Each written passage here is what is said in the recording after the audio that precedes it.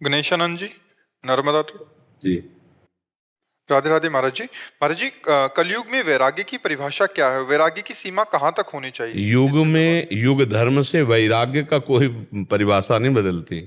युग धर्म से साधन की परिभाषा बदलती है।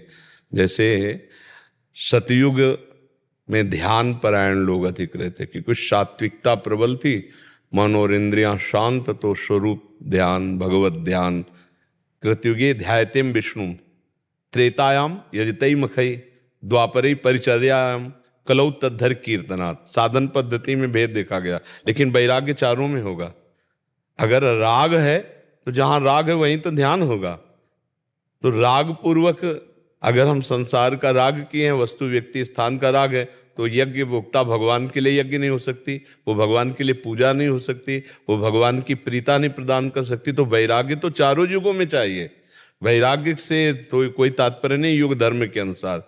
और वैराग्य का स्वरूप है, पहले आता है त्याग, फिर वैराग्य, फिर उपरति। त्याग कहते हैं भोगों की लालसा है पर हम भोगेंगे नहीं, क्योंकि हम भगवान की प्राप्ति करना चाहते हैं, इसे त्याग कहते हैं। वैराग्य में भोग उपस्थित होने पर भी भोगने की रुचि नहीं है, राग ही नहीं है, तो वैरागी वही है।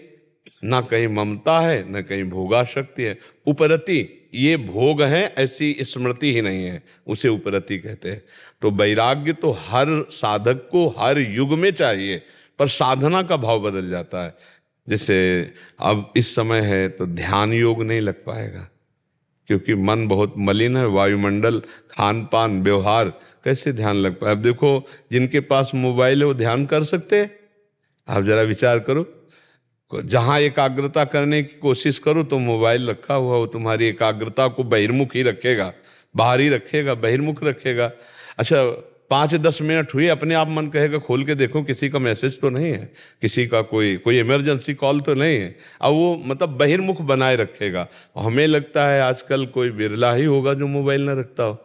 नहीं, बहुत अच्छे साधक, कृपा पात्रजन ऐसे हैं, सैकड़ों हैं जो नहीं रखते हैं, पर कोई बिरला ही नहीं रखता होगा। और दूसरी बात, खान पान इतना मलिन हो चुका है, आप मलिन ना करें तो भी मलिन हो चुका है।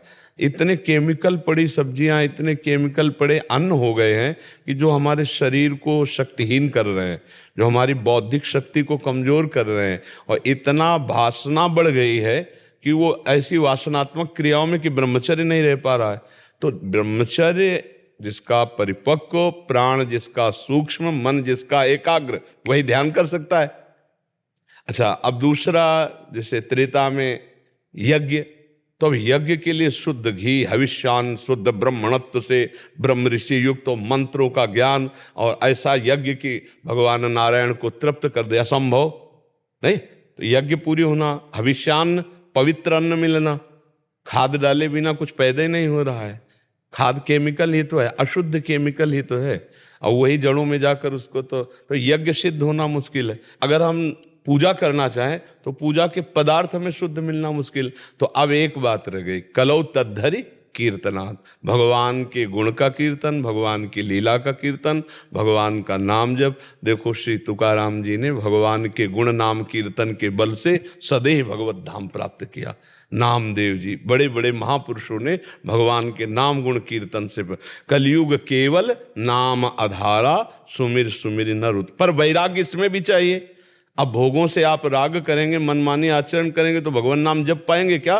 पापवंत कर सहज स्वभाव, भजन मूर्ति भाव न काऊ। जो पाप करता रहता है उसका भजन में मन ही नहीं लगता, और पाप की समय बाहुल्यता है, कोई जानता ही नहीं है कि पाप से हटना चाहिए। वैराग्य तो चारों युगों में समान है, लेकिन साधन का भेद हो सकता है। साधन का भेद ये कि जैसे कलयुग में न यज्ञ हो सकती है, और न ध्यान सिद्ध हो सकता है, और न विशाल पूजा हो सकती है पवित्र। इसमें एक ही बात है, भगवान का नाम गुणगान करो, भगवान का नाम जप करो, और नाम के ही ध्यान में रहो, और जितना कर्तव्य है वो पवित्र आचरणों के द्वारा पूर्ण करो, भगवत पूजा मान के, तो भगवत प्राप्ति निश्चित है।